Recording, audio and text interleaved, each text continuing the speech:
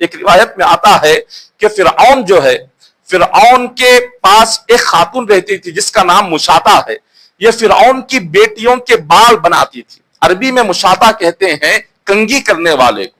تو وہ ایک باندی تھی، فرعون کی بیٹیوں کے بال وہ بناتی تھی.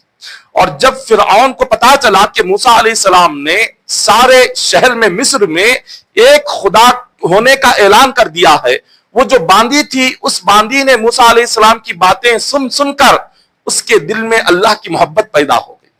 اور اللہ کی محبت جب پیدا ہو گئی، وہ فرعون کی بیٹیوں کے بال بنا رہی تھی. بال بناتے بناتے اس کے ہاتھ سے کنگھی نیچے گری، اور وہ جب کنگھی اٹھانے کے لیے نیچے جھکی تو اس کی زبان سے اللہ کا لفظ نکل گیا. اللہ میرا رب ہے، یا اللہ یا ربی، یہ لفظ اس کی زبان سے نکلا. جب فرعون کی بیٹیوں نے سنا تو وہ سیدھے جا کر اپنے باپ سے کہنے لگی کہ آپ جس کو باندی بنا کر گھر میں رکھے ہوئے ہیں، اور وہ تو موسیٰ کو اپنا رب مان رہی ہے، اس نے آپ کو اپنا رب ماننے سے انکار کر دیا.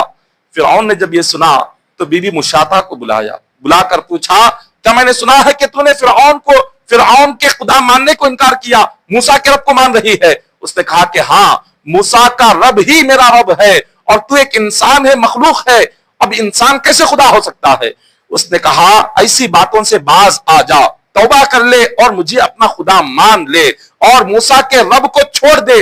اس نے کہا کہ اے فرعون، جب تک موسیٰ کا رب معلوم نہیں تھا تب تک میں تمہیں اپنا رب مان رہی تھی. جب سے موسیٰ کا رب معلوم ہو چکا ہے، اب موسیٰ کے رب کے سوا کوئی اور رب میں مانوں گی نہیں. جب اس نے دیکھا یہ نہیں مان رہی ہے، اب اس نے سزائیں دینا شروع کیا. سزائیں کیا تھی؟ اس نے کیا کیا؟ اپنے غلاموں کو بلایا، کہا اس کے دونوں ہاتھوں کو کیل مار دیے جائے، میخ مار دیے جائے. دونوں ہاتھوں کو زمین پر لٹا کر میخ مارے گئے. اور پھر اس نے کہا دونوں پیروں کو بھی زمین پر لٹا کر میخ مارے جائے.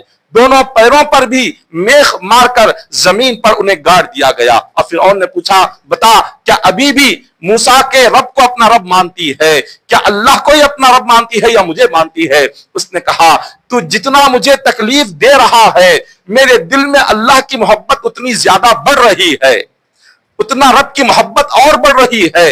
اس نے کہا کہ تجھے اسی حالت میں 2 مہینے رکھوں گا، اسی طرح کیلے مار کر زمین پر 2 مہینے تک تجھے عذاب دیا جائے گا، سزا دی جائے گی. اس نے کہا 2 مہینے نہیں، 70 مہینے اگر اسی حالت میں رکھے گا، اس وقت بھی میں اللہ کا ہی ذکر کرتی رہوں گی، اللہ کا ذکر ہی کرتی رہوں گی. جب اس نے دیکھا کہ اس طرح سے یہ مان نہیں رہی ہے، اس کی 2 بیٹیاں تھی، ایک 4 سال کی تھی، ایک 6 مہینے کی تھی، تو فرعون نے